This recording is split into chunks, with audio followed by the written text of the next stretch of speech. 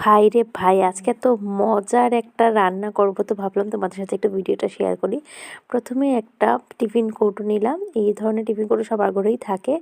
তারপরে 4 থেকে 5 চামচের মতো সর্ষে বাটা নিলাম, সামান্য একটু হলুদ, সামান্য একটু গুঁড়া মরিচ নিলাম আর স্বাদ মতো লবণ দিলাম। আর বেশ 2 চামচের মতো, মানে একটু বেশি করেই সরষের তেল দিলাম। আর দিলাম 2 পিস মাছ। আর এই তো মাছটা দিয়ে উল্টে পাল্টে সর্ষের সাথে একটু ভালোভাবে একটু লাগিয়ে নেব। তারপরে এখানে দেখো দিলাম 4 থেকে 5টার মতো কাঁচামরিচ। ভাই রে ভাই, আর কিচ্ছু লাগবে না এটাতে। তারপরে সামান্য একটু জল দিয়ে আবার একটু মিশিয়ে নিয়ে ওপর থেকে বেশ খানিকটা সর্ষে তেল দিয়ে এটাকে আমরা চুলায় বসিয়ে নেব। আর এই তো চুলায় বসিয়ে এটাকে আমরা হতে দেব ঠিক 15 থেকে 20 মিনিট।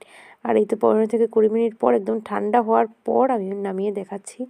এটা এত সুস্বাদু হয়, এই তো টিফিন কৌটো খোলার সাথে সাথে গন্ধে একদম মমো করছে বাড়ি ঘর। Just wow! ভাই রে ভাই, যারা পছন্দ করো মাছ ভাপা তারা কিন্তু অবশ্যই একদিন ট্রাই করো। আমার তো অসম লেগেছিল। তো তোমরা কমেন্ট করে জানিও ভিডিওটা কেমন লেগেছে। ভিডিওটা ভালো লাগলে ছোট্ট করে একটু কমেন্ট করো, আর বন্ধুদের একটু শেয়ার করে রাখতে পারো। সবাই ভালো থেকো, সুস্থ থেকো। আবার দেখা হবে নতুন একটা ভিডিওর সাথে। আর এই তো আমরা দুপুরে খেতে বসে গেছি দুপুরে কিন্তু।